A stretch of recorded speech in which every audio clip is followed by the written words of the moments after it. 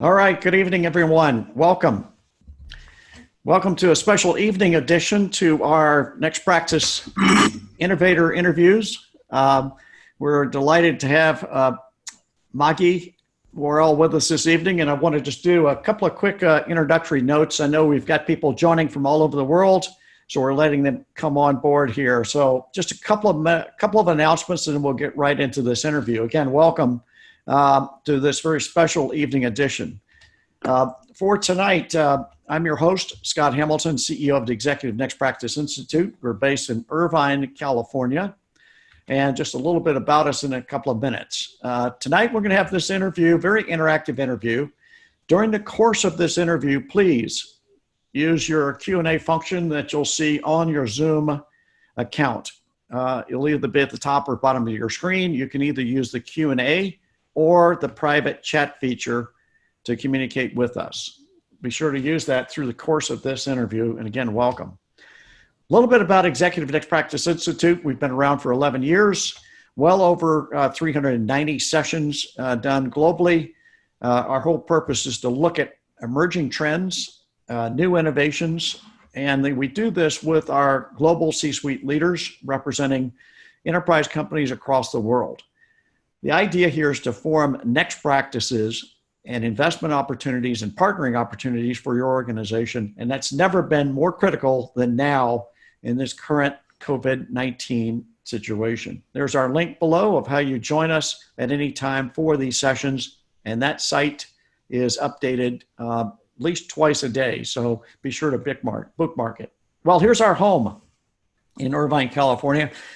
UCI Applied Innovation, at least that's what it used to look like in March when we were not having the social distance, where we would have several hundred people at a time look at these emerging trends and form their own next practices. We hope to be back in this situation sooner than later, as we all do.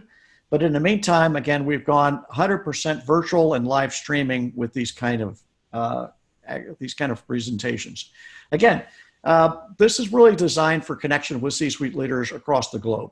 And this is the content's designed for your key decision makers and others across your organization. So we have these quality speakers like this evening and top contributors who are really helping you proact, not react to the current environment. And so most of the people on this viewing tonight represent board members, CEOs, CHROs from multiple countries. So again, part of the benefit tonight is for you to get Q&A and see some of the questions that are coming from our global audience. Just a quick note, here's what's coming up this week. On Thursday, we take a look at digital transformation with our friends at Telecomprehensive. This will be a stellar panel that will talk about how you can transform your organization by leveraging the cloud. Again, that's 11 a.m. Pacific time on May 14th. Again, accessible through our E&P Institute events linked. Also, just quickly, here's what else is coming down the pike. We've got the Path to the Next Normal. That's backed by popular demand with Liz Pellet, a John Hopkins Fellow, where we'll talk about some strategies for helping to see through this market ambiguity.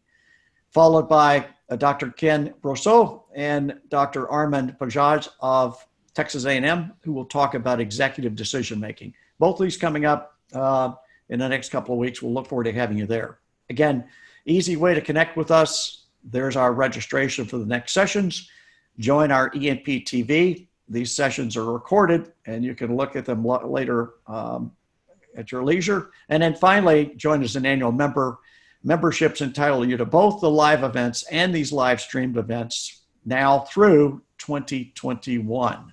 So with that, I want to get straight to Margie Warrell, our next practice innovator tonight. She comes to us really via our relationship with the Forbes School of Business. And we were delighted to meet Margie recently in La Jolla this past fall, and we're looking forward to getting a chance to having her on the VXS session. Actually, what we had hoped to do was meet with the Forbes board, who we were hosting here at UCI in April, but of course with COVID-19, we're having to delay those kind of board meetings and those kind of live interactions, but hope to have that happen in 2021.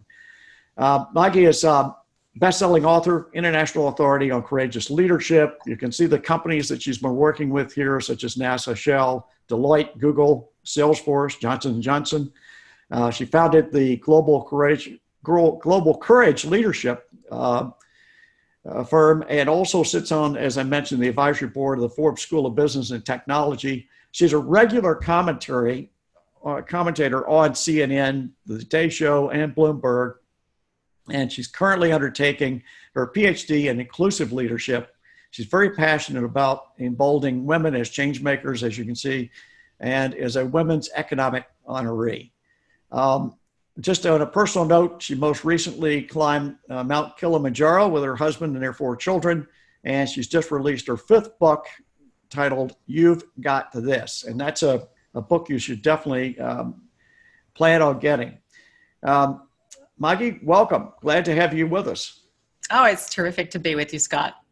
Now, I know you do a lot of interviews, and we're just delighted you took a few minutes to be with us this evening. I think what may be helpful to our audience, before I even get started, little side note here. I mean, this hike to Kilimanjaro, I presume, was last year. I know your husband, Andrew, contracted COVID-19 and went through quite an ordeal himself, didn't he? How's he doing? Yeah, thank you for asking. He's doing really well. He's in back to full health, I'm very happy to say. But yes, I'm doing this here I'm in Singapore right now. And in Singapore, everybody who has this virus is taken off. Well, they're hospitalized, but then they're quarantined until they are testing negative. And that takes a long time. So he was 30 days in hospital for a week and 3 weeks, over 3 weeks in a quarantine facility, which was probably more of an ordeal than actually the virus. Oh, gee. Well, we're delighted he's back. He's healthy, back with you, and I presume everyone's doing fine now. Thank you. That's fantastic. Yeah. Well, again, good morning to you, and glad you could join us today. And since this is not too unusual for us, because most of our web team for our organization is in the Philippines. So this is a normal occurrence for us to just be starting our staff meetings. So thank you for starting our day.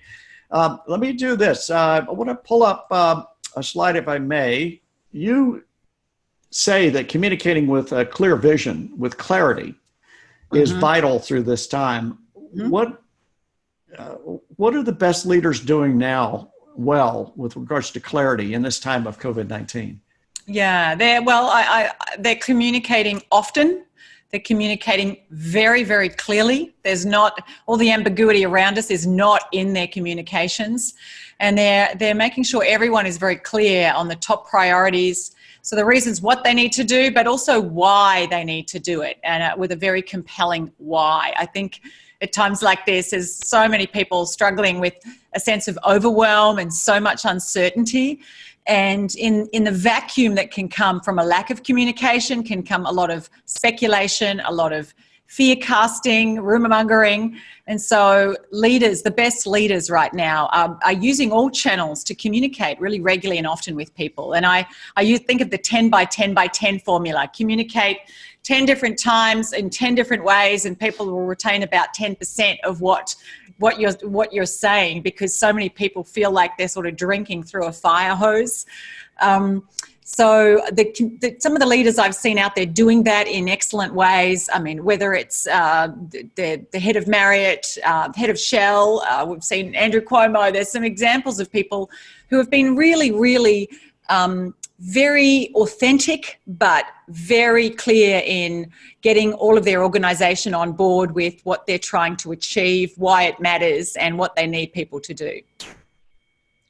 Yeah, that's we've really seen some stellar leadership, and they've been so.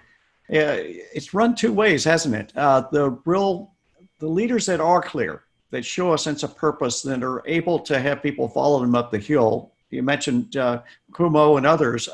They really are quite visible. On the other hand, within organizations, we've noticed those that cannot make the transition are struggling, and they're very visibly struggling. Yeah, and one thing I've seen, I mean, I have heard some say just stick to the facts and the figures, and I would disagree with that. I think we also need to, this is a human, I mean, we're in the middle of a human crisis. It's not just an economic crisis, it's a human crisis. People are struggling right now, and people's lives and livelihoods are being very, very impacted in profound ways that no one's experienced before. Very few people have experienced anything to this degree.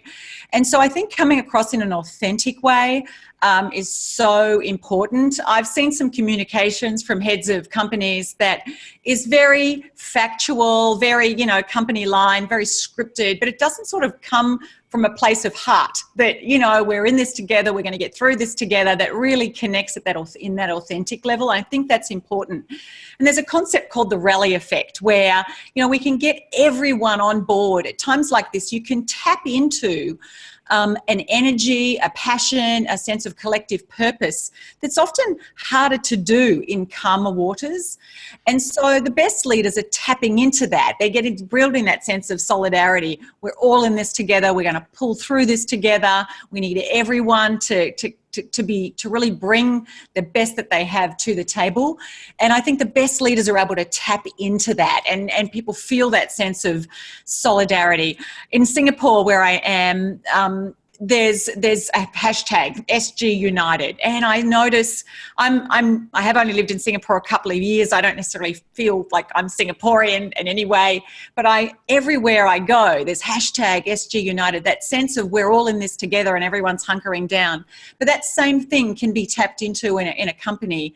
But we've got to be able to, leaders have to articulate what's the why. Why does this matter? Why do we need you? And why do we need you right now to bring your best, boldest thinking to the table and create that culture that people feel emboldened to do that. Yeah, those are just such critical skills. You also talk about the role of empathy and leading in ways that are authentic and represent a genuine compassion for employees that you're dealing with. Can you tell us a little bit more about this? Yeah, well, obviously right now people are dealing with some pretty tough commercial realities. And we know that in the midst of a crisis like this, difficult decisions have to be made. Not everyone can stay on full wage. Not everyone can even stay employed. I mean, their cutbacks need to be made. But my experience is that when people know that leaders are making decisions with the heart of people in mind, even when that means they have to make cutbacks, follow people, etc., it shifts the experience of it. And right now, we saw Mark Cuban say this a month or so back, how organizations treat their people at times like this is going to have an impact long after this crisis has gone. Treating people as numbers, as cost centers to be managed, to be mitigated, is very different than what do we need to do that's right by our people. And I think this idea that the bottom line, that revenues, profits, is the other side of the coin from people is a false dichotomy. I think they're two sides of the same coin. Taking care of people is taking care of business. And so I think leaders have to be very clear in communicating and regularly touching base with people and humanizing themselves and really connecting with people in a very human way that goes beyond maybe the usual very scripted memos and speeches, etc., but to really connect with people and let them know we are in this together and I'm in it with you and I'm dealing with this at the same time. But to do that from a place of very grounded calm and unbounded optimism, because we know that emotions are contagious. We've seen fear run viral over the last couple of months. And I think they have to also tap into that sense of people are looking for hope. Have we got this? And leaders act as emotional barometers. They almost create a cue that people look to, or how am I supposed to be dealing with that? And so it's setting that what's called effective tone. So when people are like, are we going to get through this? That the leader's reassuring them, we will get through this. You do have a future that's worth fighting for, that's worth looking forward to. And people are looking for that. And so when all leaders do is focus on the problems, on the cost cutting, on all of the immediate problems. It actually has everyone else feeling even more anxious. And so it's so important right now to also look toward the horizon. You know, we are going to come out the other side of this. What is it that we can be doing in the midst of this time to find the opportunities, to look for new ways of doing business better, for learning, for ways of innovating, for re-engineering processes, for coming up with better ways of adding value for customers, but also for stakeholders across the board. And there's a lot of opportunity in the midst of a crisis like this. But leaders do need to be operating from a place of not just, we're here to make sure this ship doesn't sink, but how do we actually play to win? How can we use this time together to come out of this better off? Yeah, it's interesting, isn't it? Because there's a couple of points I want to make with you. One is that people are coming back into work every day, either online, virtually, or if the few that are on site, and they've been traumatized afresh every morning. There's some new dismal news or something's happened within the family, but certainly being bombarded with negative messages. So your message about compassion is certainly well placed, because knowing we're almost having to do a reset in many cases every day with our teams, aren't we? Yeah, absolutely. And I think just regular touch points and touching base with people in different ways.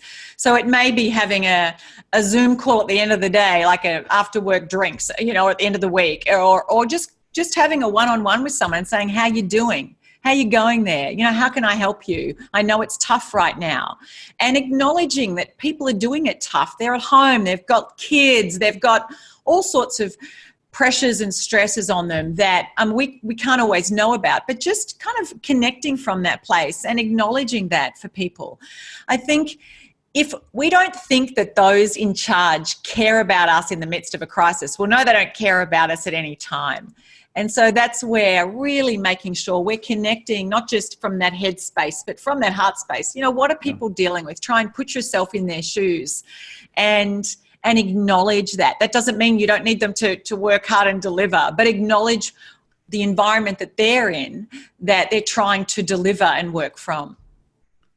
Yeah, that's the personal touch is so relevant. And we know some leaders that are taking time, even if they have very large staffs, to do the one-on-one calls, to just check in and see how people are doing personally. And that's always so important. The other thing you mentioned in your comments here were that people will remember how they were treated during this time.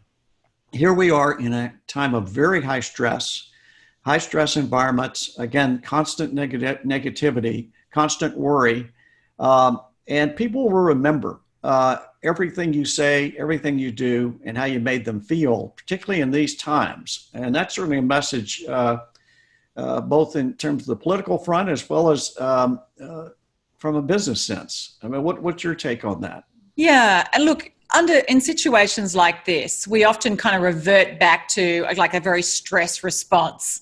And a stress response, and stress comes about, our stress is, our perception of our ability to handle what we perceive is coming at us, what we've got on our plate, can actually have people sometimes revert to behaviours that aren't always ones that bring out the best in people, that are very, very, can be self-protective, not always taking care of people, very task-focused. And I've certainly, in recent times, and I've been invited to a few organisations, said, can you coach this leader because their whole team is rebelling right now. Their whole team is feeling so disengaged and so upset because they're not taking care of them. They're just riding them every day. Get this done, get this done, get this done. So just a little bit of time, just prioritising a little bit of time to let people know that they're working their tail off, they're under pressure, you really appreciate what they're doing. That can pay off tenfold in terms of building that currency of trust. But likewise, when we don't act in that way, when we damage trust, when people think, I don't think they care at all about me, that mistrust exacts a steep hidden tax, not only on the performance right now. Maybe I'll keep delivering, but my heart's not in it and I'm not giving 100%. I'm not giving my most creative thinking.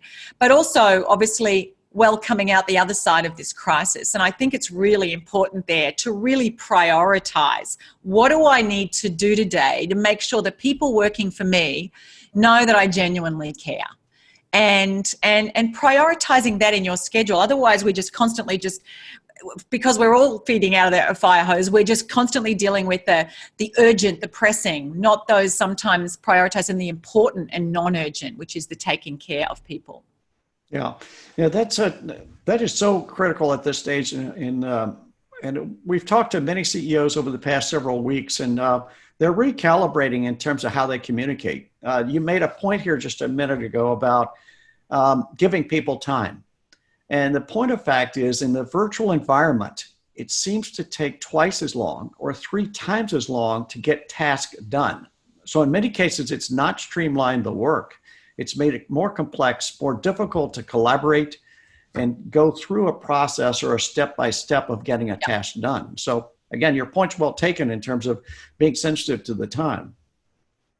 Yeah, absolutely. And people, I mean, we all understand, and I've heard exactly the same feedback from CEOs and people in executive teams, that it is taking longer, because sometimes sitting around a table all together, you have the body language, you can churn through things and get to outcomes and decisions more quickly than you can on a virtual call. But once again, but there's nothing like that human element. I mean, the biggest barrier to coming up with the best solutions, making the best decisions, is actually the fear that keeps people from sharing ideas, saying, hey, I tried this and it didn't work, sharing mistakes, sharing, pushing back, and having what I call loyal dissension, where they're challenging the best thinking. And given the levels of ambiguity, given the levels of uncertainty, given how fast everything's changing, we need to be constantly adapting what we're doing. We need to be very agile in our decision making.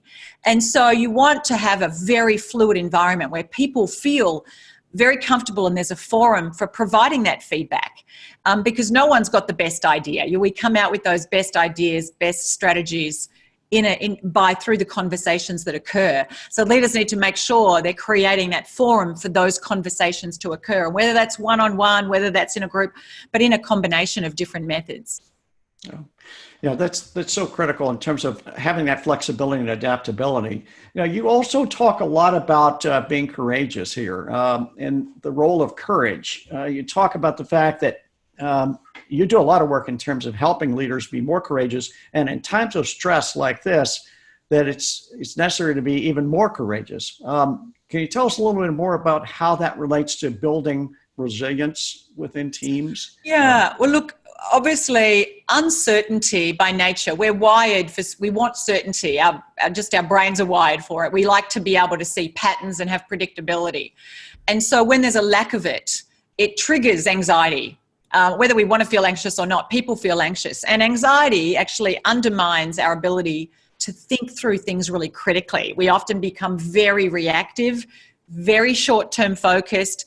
We're so hypersensitive to the immediate threats to our sense of survival that actually sometimes we fail to make the best decisions because we're not assessing things as objectively as would benefit us and others. And so operating from a place of fear, while it's natural to go to that place, actually undermines the quality of decisions, undermines the quality of thinking, of actions, of outcomes.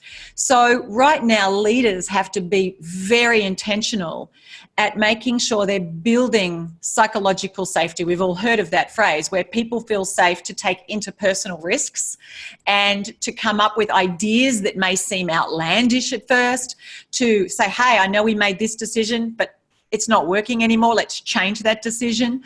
And to do that swiftly and quickly, we know that agile decision-making is really important right now. And so leaders have to be very active and intentional in doing that. And when I encounter teams where people say, look, I wouldn't dare challenge my boss. He would go crazy, or I've got this idea, but I don't want to suggest it, or I'd like to try this, but if I don't land it, it's going to have massive ramifications for me, that we're actually missing out on some of the ideas and some of the actions that would actually allow us to seize the opportunity in this time, because disruption always has a ton of opportunity. And what I'm seeing in some organizations is people actually, all they're doing is focusing on shoring up the losses versus looking at, well, what can we be doing to position ourselves so out the other side of this, we have some competitive edge, that we've been innovative, that we've set ourselves up for whatever the new normal is as best as we can forecast it. And yes, we are wired to focus more on the losses, potential losses, and what could go wrong. But we've got to be careful that we're not operating purely from that place of fear, because that just has everybody then really being overcautious, more cautious than actually benefits individuals, teams, organizations. Yeah, that's several things there that are so important. And there's just a couple of things related to this from our viewers. One of our viewers is asking about the role of bias. A couple of weeks ago, we talked to Tom Rieger, who wrote The Fear Barrier, and now is writing a book on organization blindness. But he brought up the fact that there are several biases that we all have. But now it seems that a leadership under stress, organizations under stress, there's more opportunity for bias to increase and start looking at things through a different lens. And to your point you just made, that bias is preventing us from looking at the positive side. What are things that we can be doing? So what's your take on that? Absolutely. I mean, we actually are all subject to dozens and dozens of biases. There are so many biases we all have. And if we think we're not biased, we're even more biased. So we absolutely have biases. And the more cognizant we are of our biases, then the better position we'll be in that to make sure we're challenging our own best thinking, our own instinctive way of reacting to the problem at hand. And so we all have for instance, loss aversion bias. We always sort of move towards shoring up against losses. But doing that in the short term can put us in a worse position in the long term. And so challenging, making sure in any decisions that are being made that you're inviting in people to challenge your logic, challenge your assumptions, and doing that regularly, revisiting the decisions. Right now, what might have been the best decision 2 weeks ago or last week or yesterday may not be the best decision today, because the environment's changed. We know more as timelines for opening up, or, obviously there's so much as things are unfolding. What we think June and July is going to look like can shift, far less even next January. And so having people challenge our own best thinking, but also very consciously and deliberately putting resources into looking at whatever we think the new norm is going to look like, whether it's in fourth quarter this year or it's, second quarter next year. What do we need to be doing to make sure that we're able to seize those opportunities, that we're able to get an advantage over our competitors? I have a client here who runs a consulting firm, and she said, look, my number one goal right now is that when we come out the other side of this, we are stronger than our key competitors. And so it's not just about shoring up the losses, but how can we, to use that analogy, the sporting analogy, play to win versus playing not to lose. One's very defensive, one's very offensive. And by shifting, it's just a mindset shift. But actually, often we don't see opportunities if all we're doing is looking at the closed doors and the threats. We have to be looking hard and putting teams, allocating people. How can allocating resources to what is it we can be doing here that will set ourselves up for that? And obviously, when so much market changes, there's going to be obviously a lot of changes in the business landscape. There are some great opportunities for organizations right now, but don't want to miss them if we're just in that fear-based, risk-averse, play not to lose mindset. Yeah, it's so true, isn't it? And going back to something you just said, too, in terms of framing the mindset going into this, and that is that this is going to be with us for some time. The rebound will be long for some industries, like the airline industry, maybe 4 years before they fully recover. We don't know. But the point is, a lot of CEOs and their teams now are shifting from a defensive posture that we were in March and April, and now, to your point, getting more offensive to say, okay, now we're starting to see a pattern of potential recovery. It's still murky, but we're starting to see some patterns emerge. So how do we take advantage of that? Where do we have our strengths? What's our competitive advantage? So there are some pathways starting to emerge now, aren't they? Oh, absolutely. And I think the CEOs who are frankly doing what CEOs should be doing, which is looking to the horizon and looking at what are these opportunities and how do we allocate resources needed to make sure that we're identifying them, that we're really investigating them fully, that we're capturing them, that we're being innovative in our ways of doing things. And the more nimble and agile an organization can be right now, the quicker they can adapt and not be stuck in old paradigms of this is how we do business. You know, I was working with a large energy company recently, and they have their processes. This is how we assess potential acquisitions. This is how we assess potential, joint ventures, etc. But their model and their processes can often take months and months and months to get it to a point of making a decision. Well, right now, you can be losing ground to more agile competitors if you've got these very bureaucratic and slow-moving processes. So maybe you need to be going, what is a shortcut? How do we need to re-engineer our processes right now so we can be making decisions faster? And those maybe smaller competitors or more agile, those who've got a different culture, aren't going to grab some of these incredible opportunities because we're kind of stuck in our own paradigm of this is how we do business. And the one thing, one of my hopes in my work at the moment is helping organizations use this breakdown, this crisis, as a catalyst for coming up with better ways of doing business, whether that's the processes, their structures, and even actually shifting their culture to being more innovative and entrepreneurial. Yeah, I'm glad you brought up those last couple of topics, particularly the entrepreneurial piece, because we've been doing a lot of focusing now on tapping the collective intelligence of the organization. And now you've got people working independently right now and having some time to think. Many are touching the customer on a daily basis, but this idea of really leveraging this time to tap the ideas of your entire organization and do it carefully and, as you're saying, with compassion. Yeah, and one of the things, and when I talk about courage, obviously my body of work is helping leaders, teams, organizations lead more courageously. That requires delegating downwards, something sometimes some can really struggle with because there's a risk to that. Well, what if they don't do a good job? I would rather do it myself or have no decision made at all than delegate authority down and empower down and give those in the ranks beneath me more autonomy. And yet when we fail to do that, yes, there is a risk when we do that, but the risk that we take when we don't do that is we miss out on some incredible thinking, some ideas that we, several levels higher up, may be just completely oblivious to or be blinded to because we are not operating at the level that they're at. We mightn't have the same level of customer interface. We just don't have the exposure to different ways of doing things. And so I think this is where it is an act of leadership courage to delegate more down, to empower people, to give them more autonomy. Right now, on the cold face, so that they can be making decisions at that level on what's the best way for us to do business right now, what's the best way for us to manage through the challenges, the problems, seize the opportunities that actually you're going to miss if it has to come all the way up to you to make a decision on that.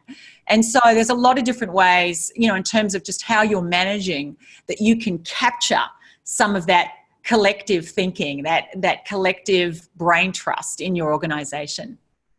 Yeah, this is, there's some secret sauce to that, but in terms of capturing those ideas, but I think you're right. This is an excellent time to do just that and see what people are thinking about, leverage that intellect, leverage that passion, leverage that energy, but you're only going to be able to do it if you create the trust within the organization. And so I want to do another question here from our viewers. And this kind of touches on a point you made earlier, but the question to you is, what do you see as the short and long-term impacts, the emotional toll of COVID-19? And some of those haven't completely shown themselves yet, but what do you see in terms of those kind of emotional baggage that we're going to have out of this? Well, one thing we are seeing already is burnout. And we know as people work virtually and they lose their usual routines and the cadence to their day, and I know that even myself, there's no start, there's no end. I'm not getting on a plane. I'm just working from home all the time. That actually people can really burn out. They're not necessarily taking that time out to do what they need to be more resilient. And that's a key thing that I've already seen. And so organizations need to make sure that they're helping employees foster a greater, to help themselves in terms of well-being, in terms of expectations, in terms of setting boundaries and on their work days and expectations and accountability. So that's a short-term impact. Obviously, the mental health, mental well-being, that's a really big one we're dealing with right now. Longer term, I think it can go multiple ways, and I think that obviously organizations can play a huge role, the leadership, how things are managed. We know everyone right now, we're actually experiencing some level of sort of trauma, not necessarily for some, it's going to differ, but we're all going through a pretty big adversity, something that people haven't dealt with for a long time. We know out the other side of that, some people can experience what's called post-traumatic growth. And that is where they are more empowered. They feel more connected. They're actually emboldened in ways that they even weren't before, whatever the experience was. And we get that when we can experience that, when we can derive a sense of meaning from what we're going through, when we can look at it through the lens of how we can live more purposefully in our lives and be more purposeful in our work as well. And so kind of getting back to my very first point, where leaders and organizations can help give people a sense of purpose and collective course. We've got a shared mission here that the way we do things now can actually lead to a better world. So that can be on an individual level and a collective level too. And I know myself, having gone through, my own personal adversities throughout life, but even more recently with my husband, being, hospitalized and quarantined for COVID-19, for me, getting back to purpose. What is it, operating from my strengths? How can I add as much value as possible in a way that's meaningful to me? That certainly gave me more resilience. And I think we can do that in a collective way too. How can we approach this and process this period in a way that helps us find meaning in it, that helps us be more purposeful in what we do? And I think that's actually going to allow people and organizations to harness this experience, as challenging and as difficult as it has been, in a positive way. And that's where I think those organizations that are looking at that are doing that already, can help to set their people up and their organization up to actually to add so much more value for stakeholders, to be that much more competitive, that much more sustainable long after this crisis is over. That's so true. Well, we've got just a few minutes left. So again, those that are viewing tonight, send us in your Q&A quickly, please, and we'll try to address as many questions as you have. Maggie, I want to go back to something that is part of I did in your intro. We talked about your background and the fact that you were quite adventurous, leaving Australia when you could. And of course, your adventure on Mount Kilimanjaro. So the question to you is, where's the first place you're headed out to when it's safe to travel again? Well, I'm actually planning to head to the United States in June, July. I have 3 children there, and I can't get there fast enough. So that's where I'm going to be headed, to the good old USA. But as for more adventurous travels and around the world, when eventually the whole world opens up again. Yeah. To be honest, I love mountains. So I'm actually planning to go to the Rockies over the summer, but probably somewhere where I can, probably to Europe, go hiking in the Swiss Alps. Oh, that's beautiful. Yeah, beautiful place. Yeah. Well, if you just get to California, Mount Whitney itself is quite a hike. You'd enjoy that one. Okay. That's a small one, 14,000 feet. But okay, so one other question here from the audience, and I think I'm getting this question right. The question is, what is your current edge, Maggie? Your current edge? My current edge. Well, I think if I'm interpreting that right, I feel what gives me edge, sorry, excuse me, is is being absolutely on purpose in in my work and in what I'm doing, and really operating from a place of I have a passion for emboldening people to lead more bravely, to create a braver world. And when I'm operating from that place of purpose, it emboldens me in all sorts of ways. And frankly, that gives me an edge. That sounds like a terrific way to go about it. And I think everyone kind of has their edge or their leverage, if you will. And I think the one I would kind of add based on our conversation tonight is, and these are three terrific guidelines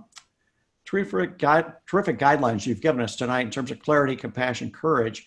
But in terms of building that edge, it is, for people to be authentic as they're getting out there, to have a sense of humor as they approach it.